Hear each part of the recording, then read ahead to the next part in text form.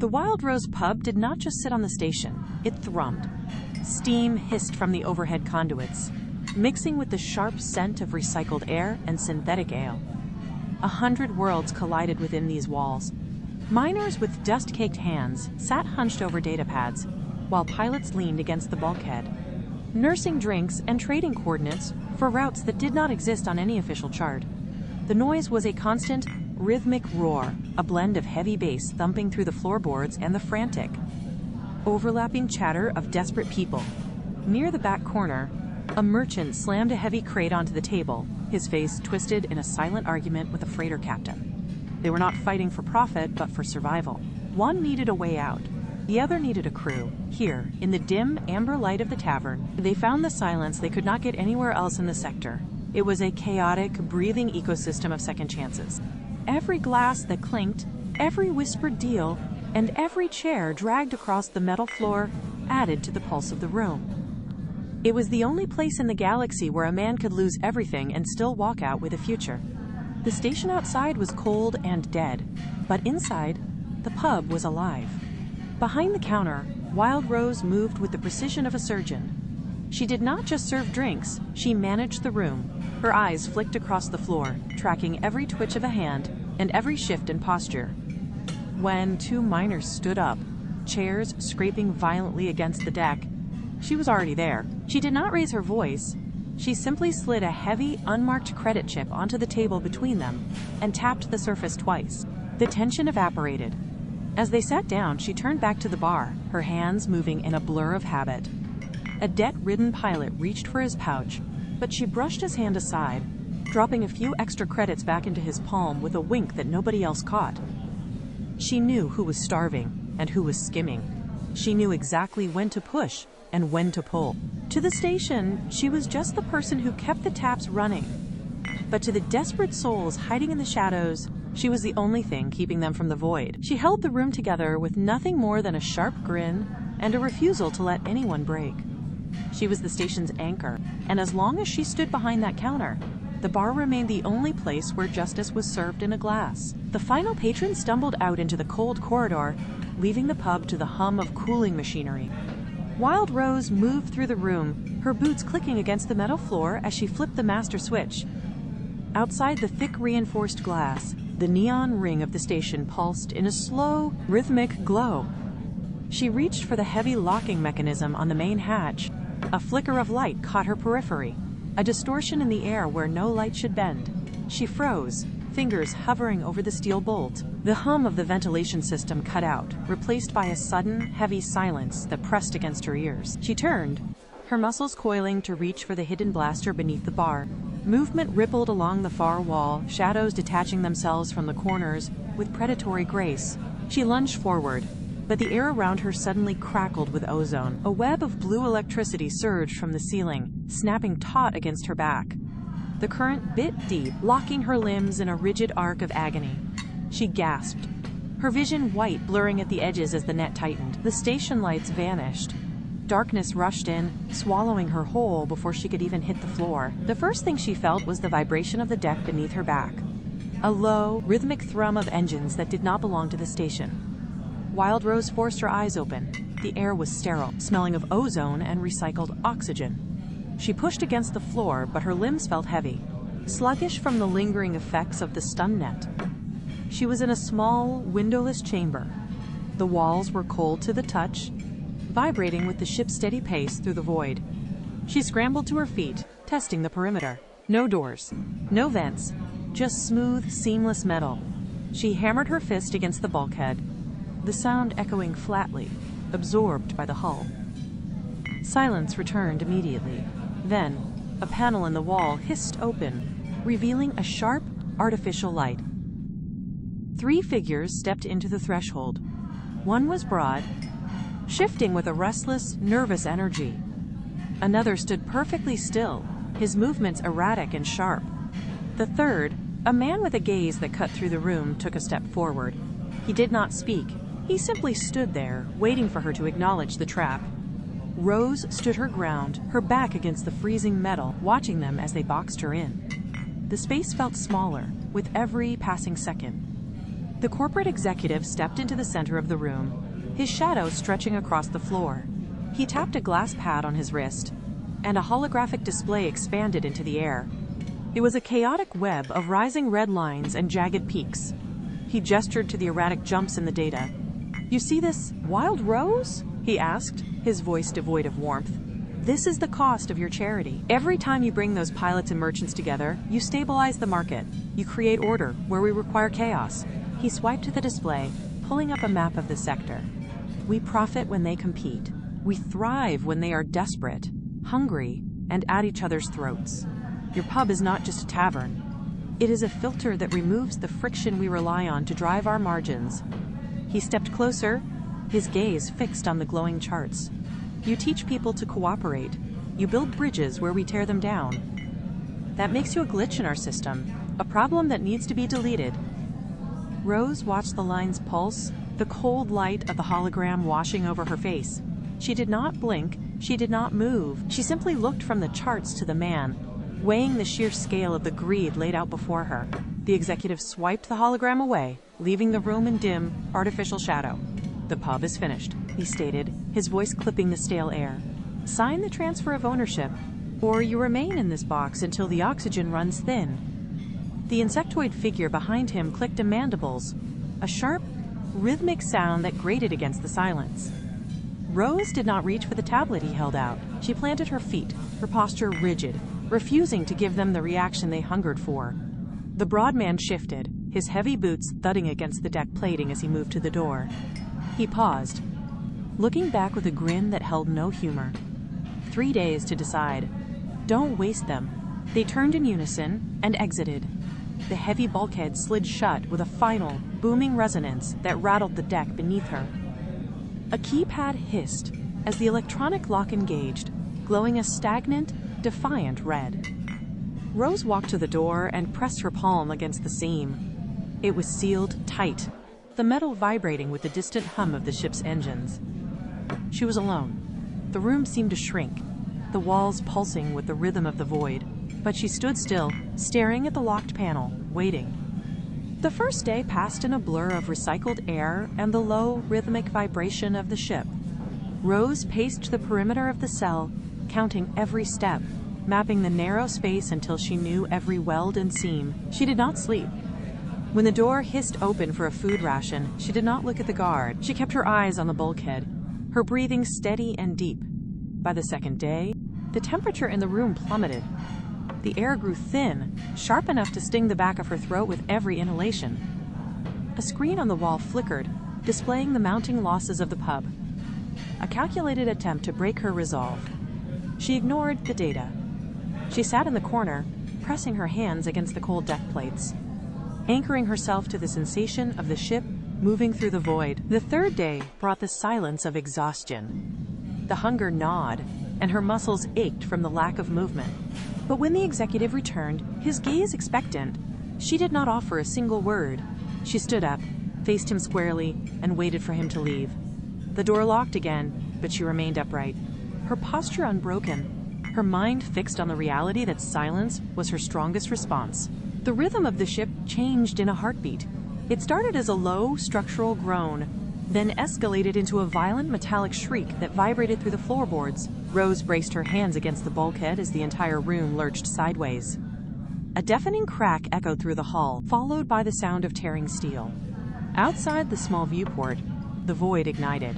Thousands of glowing debris fragments pelted the ship, punching through the outer plating like needles through fabric. Red emergency lights bathed the cell in a rhythmic, pulsing gore. The air pressure dropped instantly, popping her ears and sending loose debris skittering across the deck. Alarms began to blare, a sharp, discordant sequence that cut through the darkness. The ship was no longer a prison. It was a death trap. Gravity failed, then surged, throwing Rose against the wall. She scrambled for a handhold as the floor tilted at a sickening angle. Sparks showered from the ceiling, hissing as they hit the cold deck. Every rivet groaned under the strain of the meteor storm. The ship was dying, and the cell was no longer holding her. It was beginning to crush her. The corridors beyond the cell erupted with the sound of hurried, heavy boots. Rose gripped the doorframe, feeling the ship shudder as the main power grid flickered and died. She heard the distinct, metallic thud of the emergency escape pods engaging in the hangar bay. The captors were abandoning the ship. Panic surged through the vents, not from her, but from the crew left behind. A frantic voice shouted from the far side of the bulkhead. They locked the manual release. Open the gate! The sound of fists hammering against thick steel echoed through the deck. Rose pulled herself toward the door, bracing against the tilting floor. The captors had stripped the control panels, cutting the primary release to ensure the bulkhead stayed sealed. Another voice screamed for help, followed by the hiss of venting oxygen.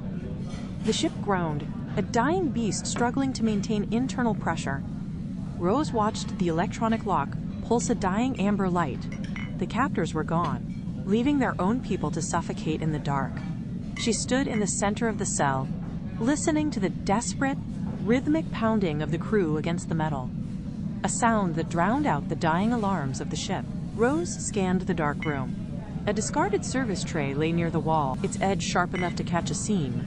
She grabbed it, then spotted a loose coolant pipe vibrating in the ceiling panel. She yanked the pipe free, the metal biting into her palms. She jammed the tray into the door seal, using the pipe as a lever. The bulkhead resisted, the metal groaning under the pressure. She leaned her entire body weight against the lever, muscles straining, feet sliding on the slick floor. The gap widened by a fraction of an inch. A jet of freezing air hissed through the opening, cutting her cheek. She gritted her teeth and pushed harder, the pipe bending but holding.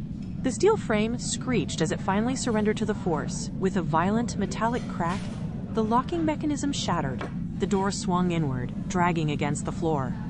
A figure tumbled out, gasping for air. Clutching a damaged datapad, Rose dropped the pipe, the clang echoing through the corridor as she stepped aside, clearing the path for the engineer to reach the reactor access panel.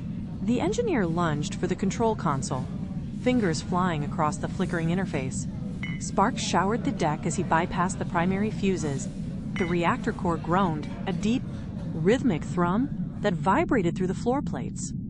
Rose stayed by the entrance, shielding her eyes from the arc flash of the failing conduits. The core light shifted from a violent, pulsating red back to a steady, rhythmic blue. The violent shaking of the ship smoothed into a low hum of sustained power. Gravity stabilized. The emergency sirens cut out, replaced by the soft, steady hiss of air recyclers coming back online. Silence filled the deck, heavy and absolute. The guards who had been cowering behind the consoles stood up, their movements stiff. They looked at the console, then at the engineer, and finally at Rose. They had expected the ship to tear itself apart, or for the crew to be left to the vacuum. Instead, the deck lights hummed to full brightness, illuminating the still-smoking reactor. The guards remained fixed to the floor, hands hanging at their sides, watching the woman who had refused to let the ship die. The lead guard stepped forward, his boots clicking sharply on the metal deck. He looked at the sealed bulkhead, then back at Rose. He gripped his blaster, but his knuckles remained white, not firing. "Why? Save us," he asked, his voice cracking against the silence. "We were leaving you to rot." Rose leaned her back against the bulkhead, her breath coming in ragged, shallow gasps. She did not look at him with malice. She looked at him with a cold, clear focus that made him avert his gaze. "Getting ahead is not about standing on others," she said, her voice steadying as she spoke. "It is about lifting them until everyone rises." The guard flinched as if struck. He looked at his companions, their faces reflecting the same hollow confusion. They had spent their lives serving a system that thrived on scarcity and betrayal. They had been taught that survival required stepping on the person next to you. Rose moved away from the wall, crossing the deck with a slow, deliberate gait. She stopped inches from the lead guard and looked him in the eye. He didn't raise his weapon. He took a half step back, his resolve crumbling under the weight of a truth he had never considered. The heavy door hissed shut, locking Rose back into the darkness. She paced the small, metallic room, counting the rivets on the wall. The ship groaned, shifting under the stress of the meteor damage. Then the sound changed. It was not the metal warping, but a rhythmic scratching behind the ventilation grate. Rose stopped, her hand hovering near the wall. A panel popped open with a soft click, releasing a plume of stale dust. A small, furry creature with oversized eyes waddled out, its movements fluid and silent. It did not speak, but reached into a deep fold in its fur and pulled out a glowing data drive. It pressed the device into her palm. The surface of the drive was warm, pulsing with a faint, rhythmic light. Other eyes blinked from the shadows behind the grate. "We are the Lumini," a high, thin voice squeaked from the vents. They had watched from the gaps in the bulkhead for years. The drive contained every record of the Silver Void Syndicate, every crash, every forced disappearance, every manipulated trade route in the sector. Rose looked at the drive, then at the creature. The evidence of a galaxy-spanning empire was now in her grip. The cell no longer felt like a prison. It felt like a launch pad.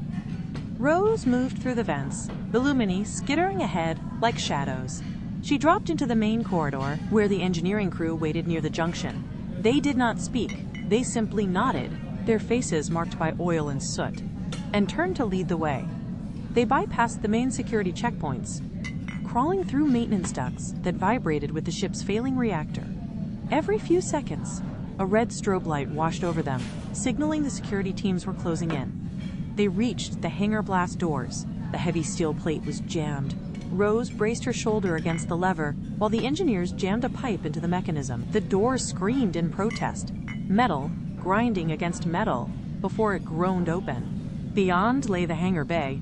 Her flying saucer sat tethered to the docking rack, its hull scorched from the meteor storm. The hangar was already crawling with security patrols. Engines roared to life as interceptor ships detached from the ceiling, their weapons tracking the movement near the hangar floor.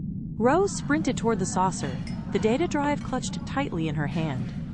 She scrambled up the ramp, the metal vibrating as the first wave of security ships began to swarm the bay, their lights cutting through the haze.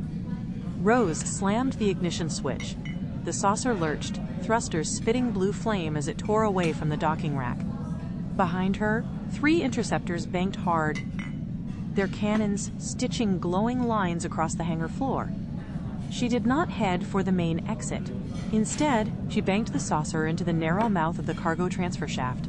Metal groaned as the saucer scraped the sides, shearing off a stabilizer fin. The pursuit ships faltered, unable to match her speed in the confined space. From the saucer's galley, the Lumini emerged in a chaotic blur. They grabbed handfuls of loose cargo, heavy bolts, crystallized rations, and metal scrap, and hurled them through the rear hatch. The debris struck the lead interceptor, shattering its sensor array and sending it spiraling into the bulkhead. Rose didn't look back. She pushed the throttle to the limit, the ship vibrating violently as it threaded through the final, rotating docking ring. Sparks showered the cockpit as she clipped the outer rim.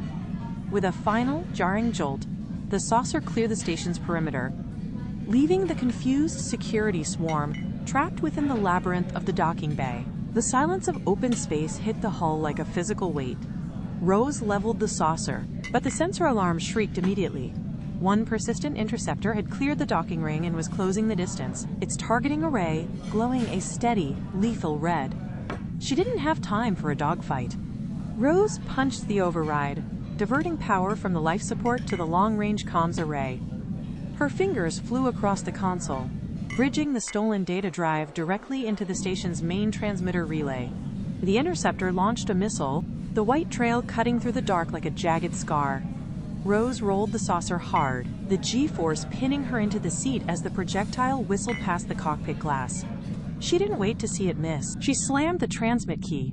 A massive burst of static erupted across the ship's monitors. Every frequency in the sector shifted, forced to carry the weight of the Syndicate's crimes. The data packets flooded the void, visible as a pulsing surge on the navigation display. She had done it. The truth was no longer a secret. It was a signal, screaming across the stars to every corner of the galaxy. The response was instantaneous. Across the sector, the broadcast hit like a shockwave. On the screens of 100 merchant vessels, the truth about the Silver Void Syndicate spilled out in raw, unredacted files. In the corporate hubs, the effect was terminal. Automated trade gates slammed shut, locking down assets as investigators bypassed security protocols that the Syndicate had long kept hidden. The interceptor that had been tracking Rose suddenly pulled away, its pilot cutting engines and venting atmosphere to erase evidence. The Syndicate's command structure shattered. Without their veil of secrecy, their enforcers found themselves targets of the very systems they had manipulated. Communication relays lit up with frantic, discordant messages as the Shadow Organization tried and failed to regain control of their own network. It was not a battle of weapons, but a collapse of legitimacy. Within 3 hours, the Syndicate's influence had evaporated. Ships that were once forced to pay illegal tolls now drifted freely toward their destinations. Rose watched the data streams stabilize, the pulsing red alerts fading into the steady blue of open, public channels. The silence that followed was not empty. It was the sound of a galaxy breathing for the first time in years. The Wild Rose pub glowed with a warmth that had been missing for months. Weeks had passed since the broadcast, and the air inside no longer carried the heavy scent of caution. The tavern was louder, the vibrations of 100 overlapping conversations rattling the glassware behind the counter. Miners and pilots who once kept their heads down now stood in clusters, trading news and clinking mugs with newfound ease. Every booth was occupied, and the steady hum of commerce had been replaced by the chaotic, rhythmic sound of genuine celebration. Rose stood at the center of it all, wiping down the wood with a rhythmic, satisfied motion. She watched the crowd, noting how the usual territorial tension had vanished. A group of merchants sat with a crew of independent salvagers, sharing a table where they once would have traded threats. The neon light from the ring outside filtered through the windows, casting a soft, steady glow over a room that felt truly alive for the first time. She didn't have to break up a single dispute all night. The energy was infectious, a ripple effect of the freedom she had helped secure. She leaned back against the shelves, listening to the roar of the room, and realized the pub had finally become the anchor she always intended it to be. The rhythm of the pub had shifted in ways no one expected. It was not just the patrons who had changed. The very operation of the floor was now a collaborative dance. Illumini sat perched on the rafters, its slender fingers dancing across the soundboard to modulate the bass of the tavern music. Below, another moved through the crowded aisles with a data tablet, checking stock levels against the incoming supply manifests. It checked the bottles, tapped a command, and adjusted the inventory with a precision that kept the bar from ever running dry. Near the entrance, a third member of the group stood firm, its eyes glowing in the dim light as it monitored the flow of traffic, barely reaching the height of a standard bar stool. These tiny beings were everywhere, weaving through the legs of miners and pilots with a quiet efficiency that made the chaos of the night run like clockwork. Rose watched them from behind the counter, a smile tugging at the corners of her mouth. They were the silent architects of the new order, turning a rough and tumble tavern into a sanctuary of true connection. She reached over to slide a small, specially prepared snack toward one of them, and the creature chirped in clear, melodic gratitude before vanishing back into the shadows of the wall. A traveler, dusty from the outer rim, leaned over the worn wood of the counter. His eyes tracked the Lumini darting between the tables before settling on the woman who had dismantled a syndicate. "How did you do it?" he asked, his voice low with genuine curiosity. "How does one person break an empire built on fear?" Rose did not answer immediately. She poured a drink, the liquid hitting the glass with a sharp, clear ring. She looked at her tiny, glowing friends, then back at the stranger. She lifted her mug, catching the light from the neon ring outside. The room seemed to hold its breath. The music softened and the chatter dipped into a companionable murmur. "It was not strength or luck," she said, her voice steady against the hum of the station. "Kindness is simply the most dangerous weapon a villain never expects." She tapped her mug against the counter, a sound that echoed the quiet confidence of a hard-won peace. Around her, the pub surged back to life, a chorus of voices rising in a toast to the unknown. She watched the glow of the Lumini as they moved through the crowd, knowing that the foundation of this world was no longer built on competition, but on the simple, persistent act of lifting others up. The station turned, the stars shimmered, and for the first time in years, the silence was not something to fear.